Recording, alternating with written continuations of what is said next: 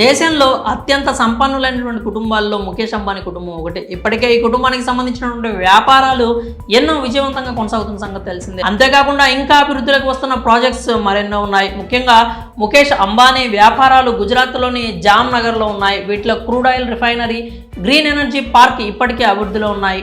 ఇక ప్రస్తుతం అంబానీ కుటుంబం అక్కడ ఓ ఆధ్యాత్మిక ప్రాజెక్టును చేపడుతున్నారు. అటు పారిశ్రామిక వ్యాపారంలోకే కాకుండా ఇటు ఆధ్యాత్మిక అభివృద్ధికి కూడా అంబానీ ఫ్యామిలీ పెద్దపీట వేయనున్నాయి. ప్రస్తుతం దీనికి సంబంధించిన వీడియో ఒకటి సోషల్ మీడియాలో షికారు చేస్తోంది. అయితే అనంత్ అంబానీ రాధికాల వివాహానికి ముందే సుమారు 14 దేవాలయాల నిర్మాణాన్ని చేపట్టారు.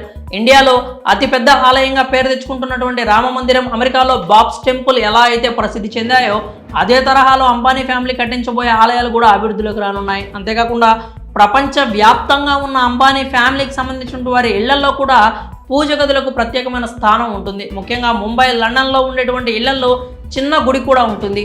ఇక ప్రస్తుతం గుజరాత్లోని అంబానీ కుటుంబానికి కేర్ ఆఫ్ అడ్రస్గా నిలిచిన జామ్నగర్లో 14 ఆలయాల నిర్మాణంతో సరికొత్త ఆధ్యాత్మిక శోభను తీసుకురానున్నారు. కాగా ఈ ప్రాజెక్టును నీతా అంబానీ చేపట్టనున్నారు. నిర్మాణంలో ఉన్న ప్రతి ఆలయం కూడా తరతరాల నాటి ఆధ్యాత్మిక కళాత్మక సంప్రదాయాన్ని ప్రతిబింబించేలా విభిన్నమైనటువంటి దేవతల శిల్పాలతో నిర్మిస్తున్నట్లు సమాచారం. ఇక ఇటీవల ఈ కట్టడాలను సందర్శించడానికి వచ్చిన నీతా అంబానీ అక్కడి కళాకారులతో, భక్తులతో స్నేహపూర్వకంగా మాట్లాడుతూ కళాకారులను ప్రశంసించారు.